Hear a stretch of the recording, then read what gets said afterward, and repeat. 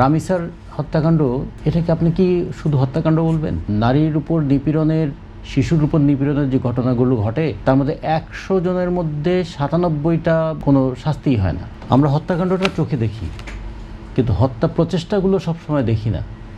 হত্যা প্রচেষ্টা এর চেয়েও বেশি, তার চেয়েও বেশি হচ্ছে যে মানুষের মধ্যে যে আক্রমণাত্মক যে মানসিকতা তৈরি হয়েছে সেটা। ফলে আমরা যদি হত্যাকাণ্ডকে হিসেবে নিয়ে আসি তাহলে যে চিত্রটা আসে সেটাও তো গা শিউরে ওঠার মতো।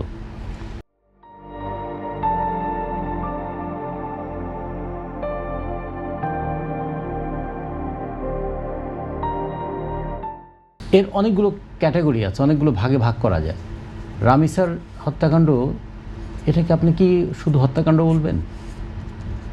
অথবা জমি নিয়ে যখন খুনোখুনি হচ্ছে সেটাকে যেভাবে হত্যাকাণ্ড হিসেবে চিহ্নিত করা যায়, পাড়ায় দখলদারিত্ব নিয়ে যে হত্যাকাণ্ডটা হচ্ছে সেটা যেভাবে দেখা যায়, রাজনৈতিক প্রতিপক্ষকে মারধর করা এবং মানে পিটিয়ে মেরে ফেলা, অথবা যদি রাস্তায় ছিনতাই করতে গিয়ে কাউকে হত্যা করা, সব হত্যা শেষ পর্যন্ত মৃত্যু, কিন্তু সব হত্যাগুলো এক ধরনের নয়।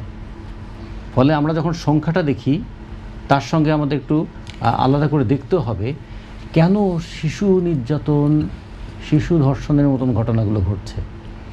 নারী নির্যাতনের, নারীর উপর নিপীড়নের, শিশুর উপর নিপীড়নের যে ঘটনাগুলো ঘটে তার মধ্যে 100 জনের মধ্যে 97টা কোনো শাস্তিই হয় না।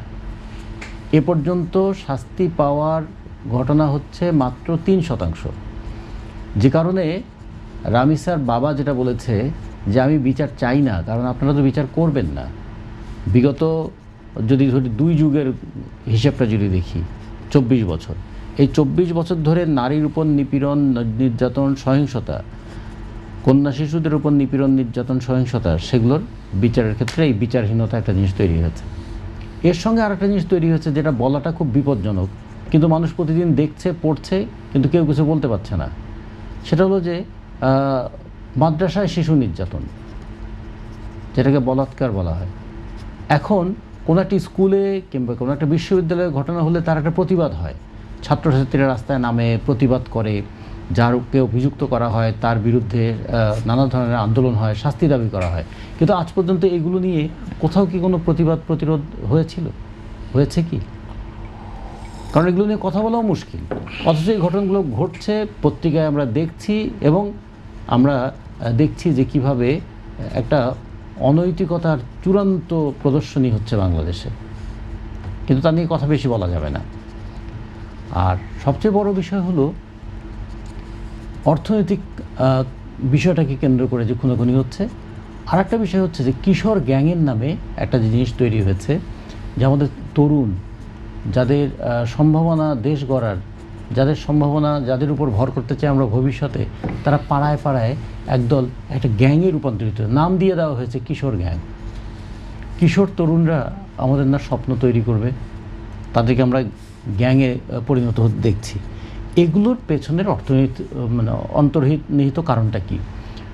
এর পেছনে একটা অন্তর্নিহিত কারণ আছে রাজনীতি। বিশেষ করে মব সংস্কৃতিটা যেভাবে শুরু হয়েছিল, সেটা একটা জিনিসকে যুক্তিসঙ্গত করে তুলল যে কয়েকজন মানুষ দলবদ্ধ হয়ে কারোর উপর আক্রমণ করা যায়, এবং এই যে আক্রমণ করা যায় তার একটা রাজনৈতিক প্রলেপ দেওয়া যায়, এবং রাজনৈতিক প্রলেপটা দিতে পারলে সেটা বিচারের আওতার মধ্যে আর থাকে না। এইটা আজকে দেখুন কিভাবে একটা ভয়ঙ্কর প্রবণতা হিসেবে দেখা দিয়েছে।